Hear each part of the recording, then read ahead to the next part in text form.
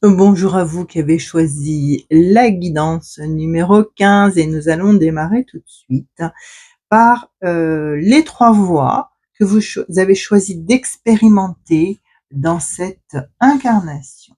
Le partage avec générosité, avoir du courage et être un papa, ou en tout cas un bon père de famille. Je vais vous interpréter tout ça parce que c'est pas toujours à prendre au pied de la lettre, je me connecte juste. Ok. Partager avec générosité, c'est partager matériellement parlant, on est ok, mais c'est aussi partager un savoir. Autoriser l'autre à avoir un savoir différent et à vous apporter la connaissance de ce savoir, mais aussi partager avec l'autre votre savoir qui peut être différent du sien. Ça va vraiment créer une richesse, parce que là, ça vous alimente à la fois matériellement et à la fois spirituellement, intellectuellement. Voilà, dans tous les sens du terme, il y a vraiment s'alimenter de lumière, pas que s'alimenter d'aliments ou de matière.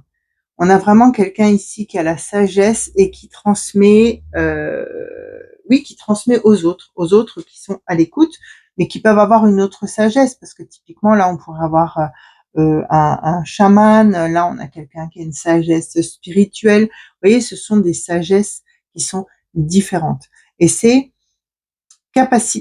avoir la capacité de partager avec générosité, sans a priori, sans être fermé, les sagesses des uns et des autres. Et c'est vraiment une pierre supplémentaire à votre édifice, dans le sens où vous gardez cette capacité de vous remettre en question et d'ajouter, de compléter votre savoir, votre connaissance ou votre compréhension des choses. Ça peut être quelque chose de très professionnel aussi. Là, on est sur les deux, en fait. On joue sur les deux plans. On est à la fois sur votre plan de vie et sur votre plan professionnel. Donc, ne soyez pas fermés à l'avis des autres, au regard des autres. Bien au contraire, ouvrez-vous à ce regard. Voyez ce qui résonne en vous et vous pouvez justement introduire cette autre façon de voir les choses dans votre compréhension du monde, dans votre compréhension de la science, dans votre compréhension de votre vie. Voilà, et ça vous permet de remettre en question et de rester dans votre justesse. Mais prenez ce qui résonne. Et donc, avoir le courage de garder le cap. Quelles que soient les tempêtes, quel que soit le regard des autres, les colères, les rejets, j'ai envie de dire, ouais. C'est garder le cap. Si tel est votre souhait, si tel est votre chemin, gardez le cap sur votre chemin. Là, on vous demande d'être aligné avec vous-même, de pas être dans l'hésitation pour plaire à l'un, dans une autre. Voilà, faites le choix de garder le cap, faites le choix d'aller sur la voie du milieu. La voie du milieu, c'est celle qui résonne avec vous. Et être un papa, alors ça a différentes significations. C'est être un père, être présent pour son enfant, être capable de lui donner l'exemple juste. Mais ça peut être aussi être un bon père de famille, dans le sens où, que ce soit dans votre entreprise, que ce soit dans votre vie privée, vous avez cette notion d'être la personne qui donne l'exemple, d'être la personne qui protège, d'être la personne qui alimente. Donc on est de nouveau dans l'alimentation matérielle, spirituelle, intellectuelle, d'être la personne qui alimente, qui est qui est en capacité de garder son don d'alimenter les discussions, d'alimenter matériellement parlant. Mais là, on vous demande vraiment d'être le bon père de famille, même au niveau de votre entreprise, d'être en capacité d'alimenter vos salariés, de leur donner la foi en votre entreprise, de les former, de leur montrer l'exemple, etc., etc. Voilà ce que les 3 voies que vous avez choisi d'expérimenter. Maintenant, on va voir quelle est la vie antérieure, justement, qui interfère encore avec la vie actuelle, l'incarnation actuelle. Alors, on a la Grèce antique, médecin, infirmier, personnel soignant, fin de vie traumatique et contrat sur les biens familiaux. Je vais prendre un petit moment pour me connecter.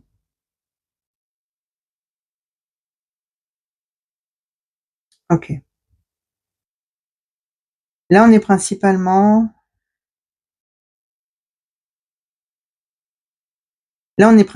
sur des croyances et des compréhensions. Ça rejoint beaucoup ça. Hein. Donc, on est effectivement à la période de la Grèce antique. Vous pouvez être à la fois un homme et une femme. Il y a les deux.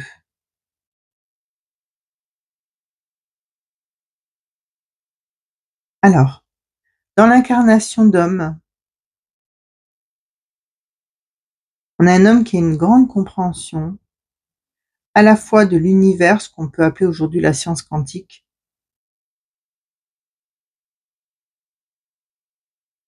à la fois du corps humain. Et vous avez une compréhension qui va au-delà du voile, qui dépasse en fait la compréhension des contemporains de l'époque. Donc ça dérange déjà. Là, vous dérangez fortement. Et puis, il y a des compréhensions qui dérangent la religion. J'allais dire l'église, mais non, je veux pas dire l'église parce que c'est pas automatiquement l'église dans ce cas-là. Il peut y avoir d'autres religions. Donc là, il y a une compréhension qui dérange la religion.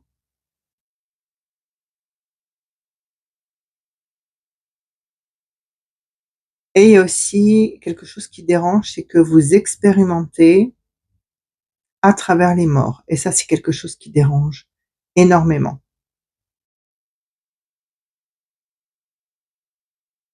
Mais c'est comme ça que vous réussissez à mieux comprendre le fonctionnement de l'humain,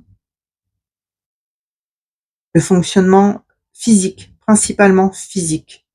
Vous n'allez pas sur le psychologique, sur l'émotionnel, vous restez là principalement en tant qu'homme. Hein. Vous êtes principalement sur le fonctionnement du physique. Mais le fonctionnement du physique que vous êtes en capacité de soigner. Le mot c'est soigner, c'est pas guérir, hein, c'est soigner. Vous avez cette compréhension, mais comme dit, ça dérange beaucoup l'Église. Beaucoup l'Église parce que cette compréhension va vous disséquer des corps de personnes décédées, donc ça pose problème. Et surtout, vous ramenez l'humain au corps. Vous ramenez plus l'humain au jugement d'un dieu, au jugement d'énergie, au jugement de toutes ces choses-là, et ça pose un gros problème à l'Église.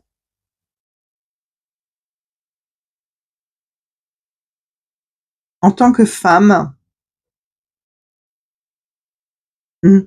en tant que femme, on a plus, alors on a une compréhension du fonctionnement du physique, de la matière. Donc là, la compréhension, vous l'avez, peut-être moins poussée que l'homme parce que vous n'allez pas expérimenter.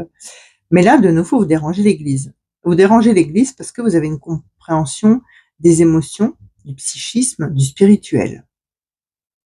Vous avez une compréhension aussi de la pharmacopée, des plantes, de tout ce qui est local finalement. Et vous avez ce don de soigner sur tous les plans. Et ça dérange énormément. Parce que déjà, en tant que femme, vous n'êtes pas médecin, en tout cas, vous n'êtes pas autorisé, même si vous avez toutes les compétences. Il doit y avoir quelqu'un autour de vous qui est médecin. Parce que c'est comme si, dès toute petite, vous êtes intéressé, vous êtes impressionné par toute cette science, que vous regardez au-dessus de l'épaule ou derrière quelqu'un les livres, vous regardez quelqu'un justement étudier, expérimenter tout ça, et, et, et vous apprenez en regardant cette personne expérimenter. Vous apprenez, oui, vous apprenez le fonctionnement du corps humain, de la matière, de la mécanique, voilà. Vous apprenez le fonctionnement de la mécanique à travers cette personne qui étudie. Donc il doit être quelqu'un de scientifique, voilà, un père, un grand frère, un grand-père. En tout cas, c'est un homme.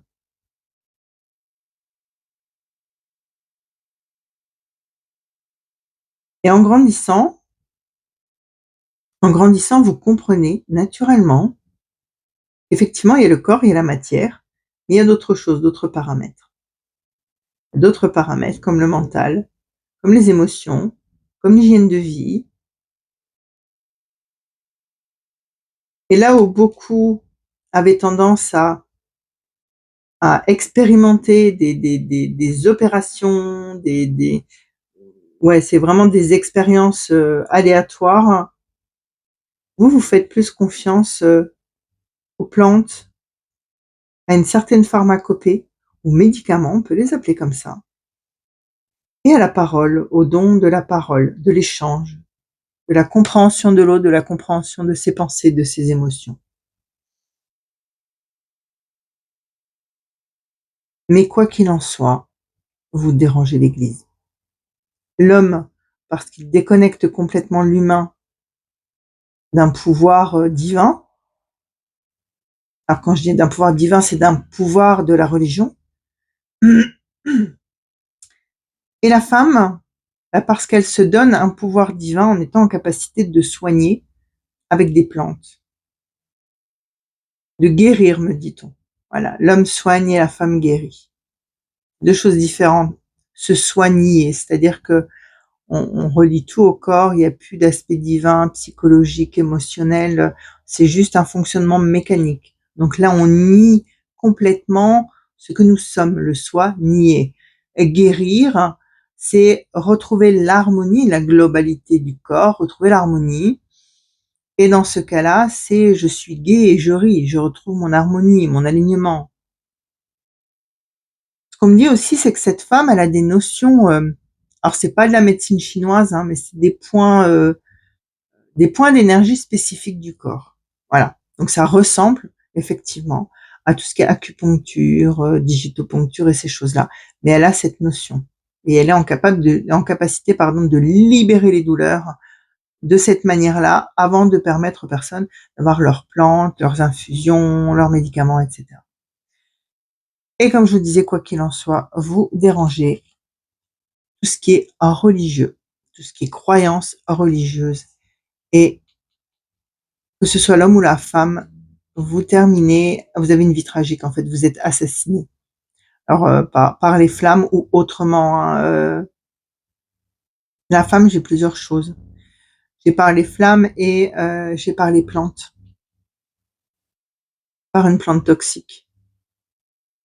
On vous mélange une plante toxique dans une de vos potions et qui n'emporte pas que vous d'ailleurs, parce que quand vous pensez donner la potion à vos patients, vous empoisonnez en même temps d'autres personnes. L'homme, c'est carrément un assassinat. L'homme, il est poignardé dans la rue. J'en ai un qui est pendu.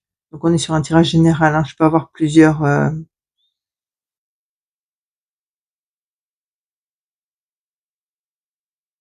Et il y en a un qui est banni. J'en ai un qui est carrément banni. Ok. Contrat sur les biens familiaux. Ouais, effectivement, quoi qu'il en soit, vous perdez tout. Et non seulement vous perdez tout, mais en fait, vous déshonorez votre famille. C'est ce qui est très très lourd. Et il est probable que dans cette vie-là, vous ayez ce besoin de. Alors, soit ce besoin, soit cette peur. On peut avoir vraiment des personnes qui ont peur de se montrer telles qu'elles sont parce qu'elles ont cette compétence de comprendre comment soigner l'être humain, mais n'osent pas faire la démarche ou se montrer. On a d'autres personnes qui vont se battre coûte que coûte pour valider en fait leur compréhension et leur recherche.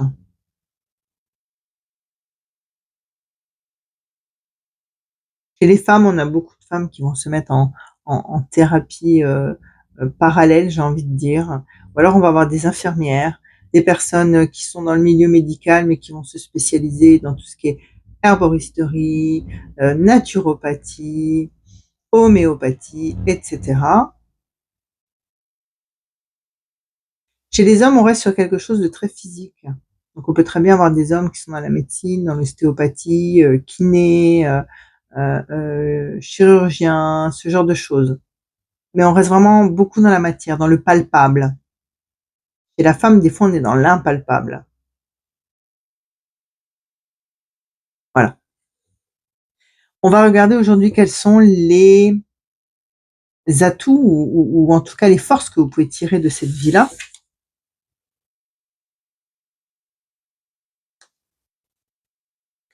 Voilà, on en revient à la religion.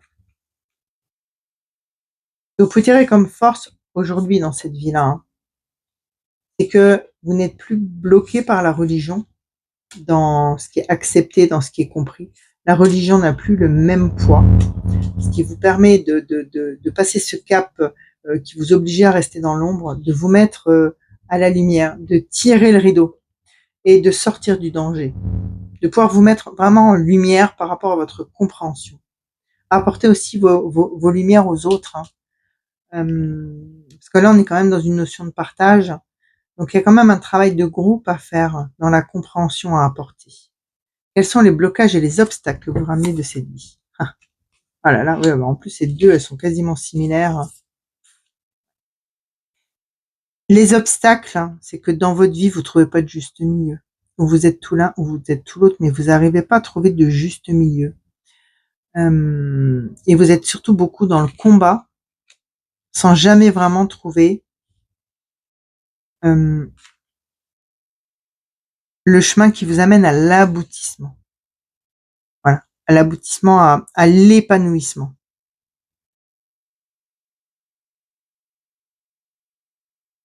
Vous n'arrivez pas, quand vous êtes dans quelque chose qui est trop spirituel ou qui est trop pas dans la matière, on va dire, hein, impalpable, bah, vous n'arrivez pas à être dans la matière et finalement, financièrement, vous en sortez pas, ça devient un poids, donc vous êtes dans le combat pour vous en sortir et vous ne savez pas où aller chercher les solutions.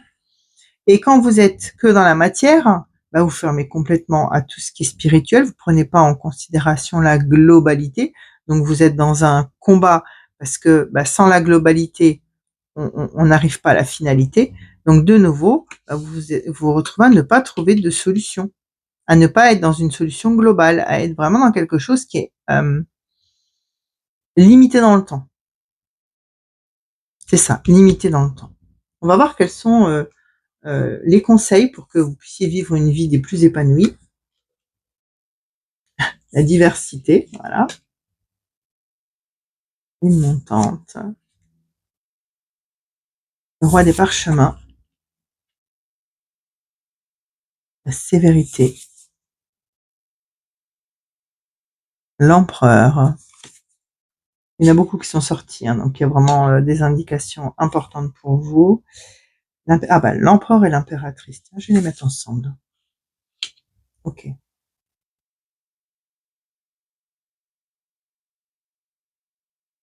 De nouveau, hein, on revient sur ce que vous comprenez n'est pas figé à un seul plan.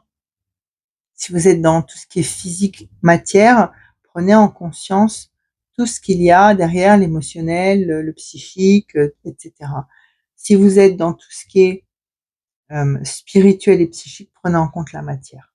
Prenez en compte comment matérialiser les choses. Ça, c'est très important. Et la diversité, c'est accepter aussi de lire ou de comprendre ce que les autres ont compris. Ça peut vous apporter des pierres à l'édifice. Ça peut vous apporter une ouverture, une clarté. Ça peut vous apporter à revoir et finalement à finaliser là, ce que vous n'arrivez pas à finaliser.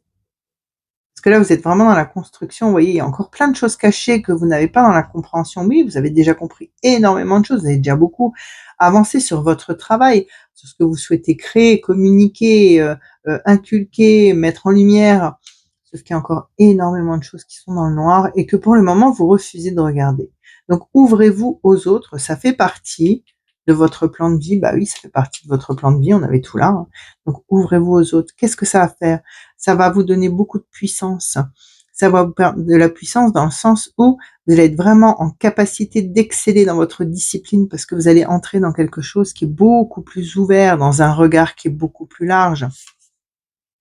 Ça va vous permettre aussi de vous aligner avec ce que vous avez choisi d'aligner au niveau karmique et ça va vous permettre de vous libérer aussi de ces peurs, de ces angoisses et de cette fin dramatique. D'accord? Donc au niveau karmique, hein. Et donc prenez les initiatives. Gardez votre leadership, mais autorisez-vous vraiment à vous ouvrir. Il y a vraiment là, on est sur quelqu'un qui maîtrise vraiment, hein. Il y a vraiment une très belle une connaissance, ouais, une très belle maîtrise. Vous êtes quelqu'un de reconnu, contrairement à là où vous étiez obligé d'être caché. Mais ce qu'on vous demande maintenant, c'est de trouver l'équilibre. Arrêtez d'être connu que dans l'un ou que dans l'autre. On vous demande d'être connu, de prendre la voie du milieu. Vous voyez, l'équilibre, il est dans la voie du milieu. Prenez la voie du milieu. Prenez conscience du tout, de la globalité de ce qui existe. L'impératrice, eh ben oui, donc nourrissez ce que vous avez envie de créer. Allez-y jusqu'à ce que on soit à l'éclosion et à l'équilibre, à l'épanouissement. De plus, n'hésitez pas. Alors là, il y a deux choses, c'est que vous soyez l'homme ou la femme dans cette autre vie, le message est le même pour vous et pour que ça porte ses fruits de toute façon. Il faut y aller, il faut avancer et il faut être dans votre équilibre, dans la voie du milieu. Mais c'est aussi, pour certaines personnes, n'hésitez pas à vous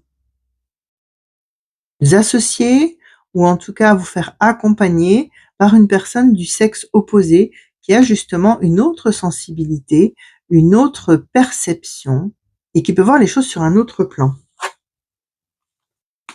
Ah bah, allié activé, donc c'est ça, hein, c'est n'hésitez pas à trouver les bonnes personnes qui vont vous permettre de voir les choses sur tous les plans, dans la matière, dans j'ai envie de dire dans le linéaire, mais aussi dans l'impalpable.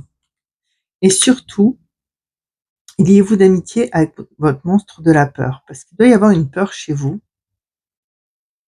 qui est liée justement à cette fin tragique. Donc libérez-vous de cette peur. Faites-en un allié de cette peur. Transmutez cette peur en quelque chose qui va vous booster pour aller au-delà. Alors vous avez peut-être une angoisse ou un rejet de l'église aussi, hein, enfin de l'église ou de la religion, hein, c'est probable, hein, voilà, il y a plein de paramètres qui peuvent entrer en compte dans le type d'individu que vous êtes aujourd'hui. Il y en a beaucoup trop, j'ai envie de dire, sur ce jeu-là pour m'aventurer justement à décrire parce qu'on n'en finirait pas. Mais là, ce qu'on vous demande, c'est de permettre la communion de vos connaissances mentales, émotionnelles, spirituelles, pour vous réaligner avec votre contrat de vie. Et là, vous serez dans l'épanouissement. Ce qu'il ne faut pas reproduire, ben voilà, c'est lutter de nouveau contre l'émotionnel, j'ai envie de dire, lutter contre la source de cette énergie qui est au-delà de ce qui est palpable. Voilà. De lutter aussi, de ne pas aller vers quelque chose que vous n'aimez pas faire, tout ça pour avoir de l'argent. Vous avez un chemin de vie, suivez ce chemin de vie. Allez vers ce qui vous fait vibrer. Ça, c'est le second message. Et là, on est de nouveau avec notre balance, de nouveau avec où est-ce qu'il est là. Voilà. On est de nouveau là-dedans. Hein. Vous êtes dans une dualité. Vous êtes peut-être Gémeaux pour être dans la dualité, parce que le Gémeaux, c'est quelqu'un qui est dans cette dualité et qui va passer son temps à chercher son équilibre. Donc, au niveau des signes, vous êtes peut-être Gémeaux aussi. Hein. Donc, ce qui amplifie encore plus ce paramètre, j'ai envie de dire, de recherche de stabilité. Et quand vous recherchez la stabilité, vous passez par des périodes d'instabilité très, très fortes. C'est assez spécifique dans votre signe. Voilà pour, cette lecture. J'espère avoir répondu à vos attentes. Je vous remercie de votre confiance. N'hésitez pas à vous abonner, à liker, à partager et éventuellement me laisser un petit message sur, Messenger, sur, la page Facebook Akash Alsace. À très bientôt, au revoir.